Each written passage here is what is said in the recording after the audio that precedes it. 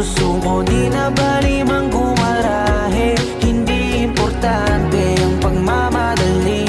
Makukuha mo rin kasabay ng mga ngiti. Hayaan mo na yung mga puro lang salita, walang makakapigil lalo kung meron kang tiyaga. Maniwala ka lang, panahon lang din yan. Makakarating ka din sa tamang daan.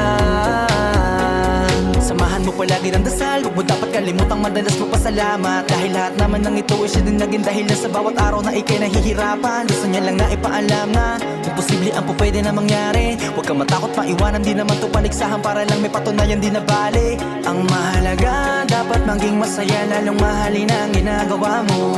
Sipagan mo lang kahit nakakatama, itutuloy mo. Walang masama hanggat wala kang tinatapakan tao. Yan